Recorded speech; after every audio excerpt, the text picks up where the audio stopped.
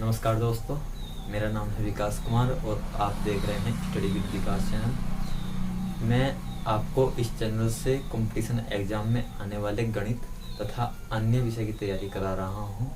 मैं जल्द ही तैयारी पूरी करा दूंगा। आप मेरे से जुड़े रहें और मेरा सपोर्ट करें और मेरे चैनल को सब्सक्राइब करें और अपने दोस्तों से भी कराएं।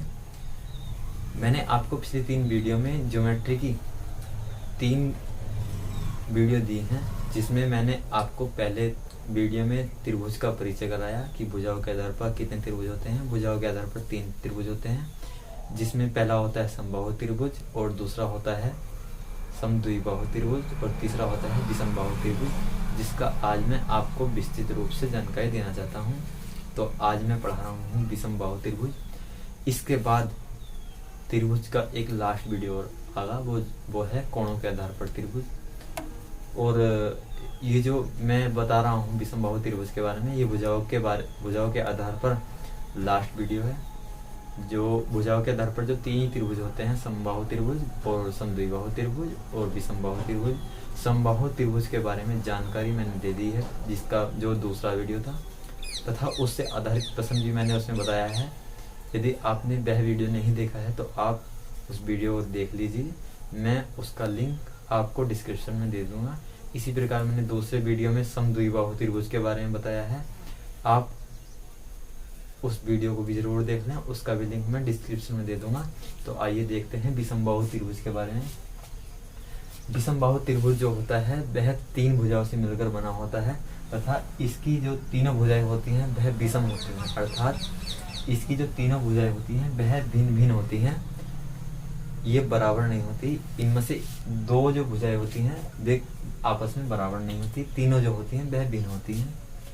तो आइए जानते हैं इसका परिमाप क्या होता है। इसका परिमाप होता है तीनों भुजाओं का योग।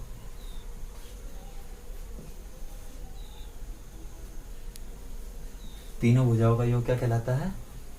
परिमाप।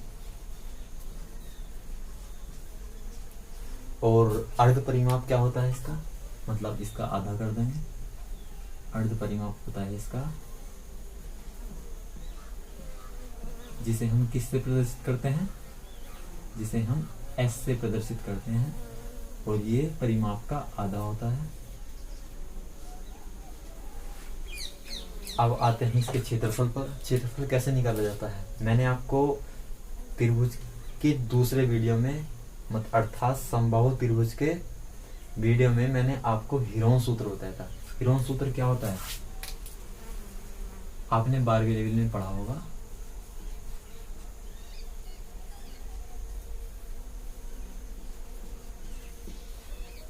हीरोन सूत्र होता है क्षेत्रफल बराबर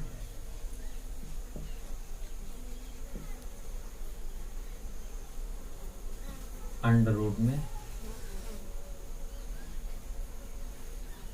अर्ध परिमाप। जो मैंने ये ऊपर लिखा है, अर्ध परिमाप बराबर होता है परिमाप का आधा, मतलब a + b + c / 2। अर्ध परिमाप इंटू में अर्ध परिमाप में से एक भुजा घटा देंगे, ब्रैकेट बंद कर देंगे, इंटू में अर्ध परिमाप अर्थात s - b दूसरी भुजा घटा देंगे, इंटू में अर्ध परिमाप s - c। ये क्षेत्रफल का सूत्र होता है, हीरोन सूत्र इसे कहते हैं। तो हम विषमबाहु त्रिभुज का क्षेत्रफल इसी प्रकार निकाल सकते हैं। इसके अलावा और कोई विधि से हम क्षेत्रफल नहीं निकाल सकते। इससे सरल जो है विधि वो नहीं है क्षेत्रफल निकालने की। तो आप इसे याद कर लीजिए। S जो होता है वो अर्ध परिमाप होता है, और A जो होती है वो पहली भुजा होती है, और B जो होती है वह दूसरी भुजा होती है, और C जो होती है वह तीसरी भुजा होती है। तो हमने जाना विषमबाहु त्रिभुज जो है वो 3 भुजाओं से मिलकर बना होता है, और जो तीनों भुजाएं होती हैं वह भिन्न होती हैं। तो आइए जानते हैं विषमबाहु त्रिभुज पे आने वाले सवाल। मैं आपको ऐसी मौखिक सवाल बता देता हूँ कि यदि किसी विषमबाहु त्रिभुज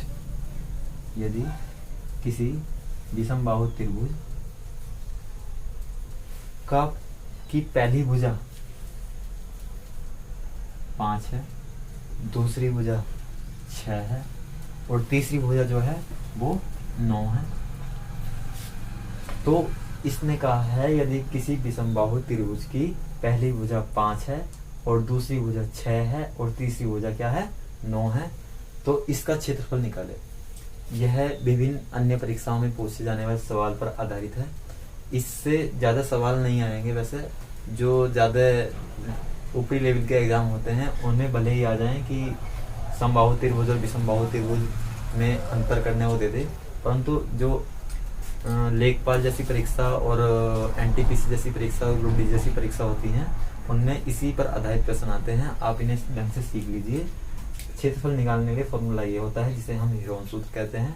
एस अर्ध परिमाप होता है और परिमाप बराबर तीनों भुजाओं का योग होता है। तो आइए इसका क्षेत्रफल निकालते हैं। क्षेत्रफल बराबर होता है वही हीरोन सूत्र। क्षेत्रफल बराबर होता है S into S minus A into S minus B into S minus सी।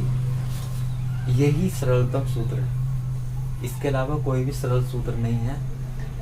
आप इसे ही ट्रिक बना सकते हैं। यदि आपने ज़्यादा मेहनत करी है आप इसे ही सरल बना सकते हैं। कोई भी चीज़ आप ट्रिक याद करके ना करें। आप मेरा सुझाव माने तो आप साधारण विधि से करें, फिर देखिए आप कोई सा भी सवाल निकाल सकते हैं। कोई सवाल ऐसा होता है जिसमें ट्रिक नहीं लगती, तो फिर आप क्या करेंगे एग्जाम टाइम में। एग्जाम टाइम में यदि आपने साधारण विधि से सवाल निकाल रखे हैं तो आप किसी भी सवाल को कर सकते हैं। यदि आपने बहुत ज़्यादा मेहनत से किसी सवाल को कर रखा है और बार बार उसका रिवीजन कर रखा है तो आप किसी भी साधारण विधि को ट्रिक बना सकते हैं। तो इसलिए मेरा सुझाव मानिए, ट्रिक को ना अपनाएं, साधारण विधि ही कामयाब आती है। तो देखिए क्षेत्रफल कैसे निकालते हैं। क्षेत्रफल बराबर होता है अर्ध परिमाप माइनस पहली भुजा और इंटू में अर्ध परिमाप माइनस दूसरी भुजा और अर्ध परिमाप माइनस तीसरी भुजा। तो अर्ध परिमाप पहले हमें निकालना पड़ेगा। तो अर्ध परिमाप बराबर क्या होता है, तीनों का योग। तो मैंने लिखा है 5 + 6 + 9 बटे में 2। तो 6 5 कितना हो गया 11, 11 और 9 20। तो 20 बटे 2 बराबर 10 तक, मतलब S बराबर हमारा 10 आ गया। और हमें पहली और दूसरी और तीसरी भुजा तो हमें ज्ञात ही है, तो हम इसका क्षेत्रफल निकाल लेते हैं।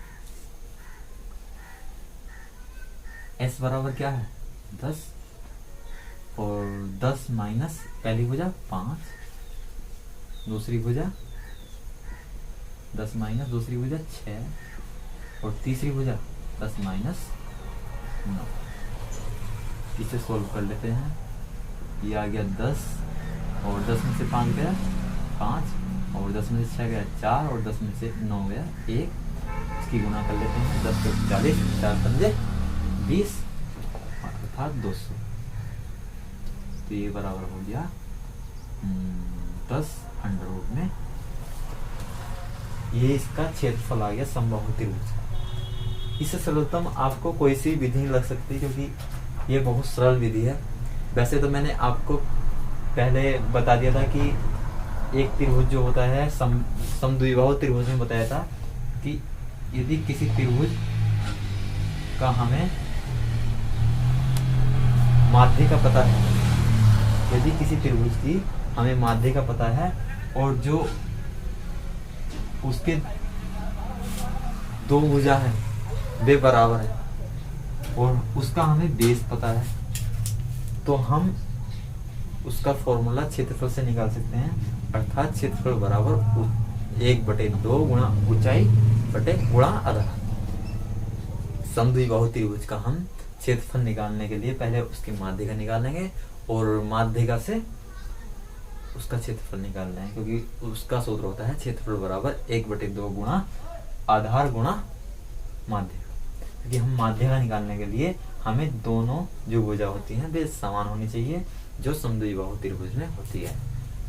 परंतु इसमें कोई ऐसी भुजा नहीं है जो दो बराबर हो, इसमें तो बराबर ही नहीं है। तो इस हमारे लिए सिर्फ एक ही चांस बचता है जो है हीरोन सूत्र। यदि हम इसका परिमाप निकालें तो परिमाप बराबर भी तीनों की भुजा हो जाती।